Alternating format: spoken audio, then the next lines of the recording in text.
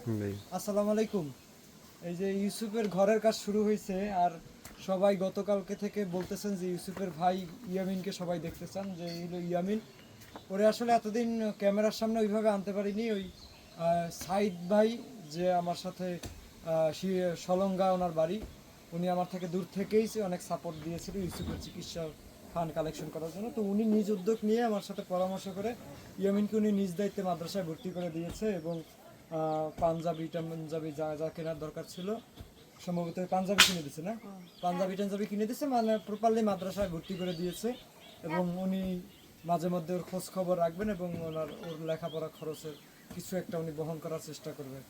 আর এই যে দেখতে পাচ্ছেন ইউসুফের ঘরের কাজ শুরু হয়েছে, যে এই থেকে ওই পর্যন্ত ঘরটা উঠবে। আর বাকি সব তথ্য আপনারা জানতে পারবেন। তুমি কই গেছিলা? স্কুলে না মাদ্রাসায়? টুপি থাকলে মাদ্রাসায় তো লেখাপড়া কি করো? দুষ্টমি করো না তো আবার? হ্যাঁ, মারামারি কিন্তু করা যাবে না।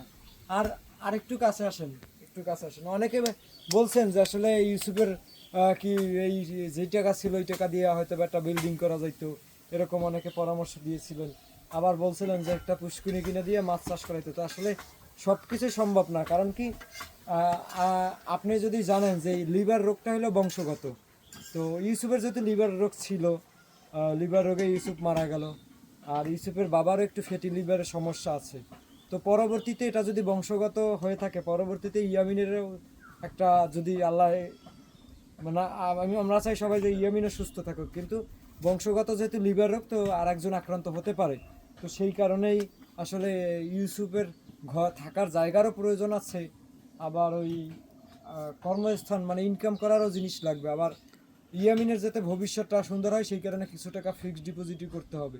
এখন আমি বিল্ডিং করে দিলাম, বিল্ডিং করলে রাত্র হইলে দিনের বেলায় সুন্দর করে আরামে ঘুমাইতে পারবে, কিন্তু সংসারে যদি ভাত না থাকে, চিকিৎসা করানোর যদি টাকা না থাকে, তাহলে আসলে এটা করে কোনো লাভ নাই।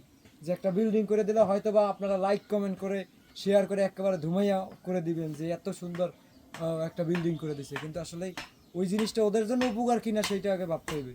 আমি একটা জিনিস করে দিলাম, কিন্তু ওইটা ওদের কোনো কাজ হইলো না, পরবর্তীতে আবার রাস্তায় যেতে হলো। তো ইউসুফের মা টের পেয়েছে যে টাকার কি অভাব, আর টাকার কারণে ইউসুফের আসলে বাঁচানো সম্ভব হয় নাই।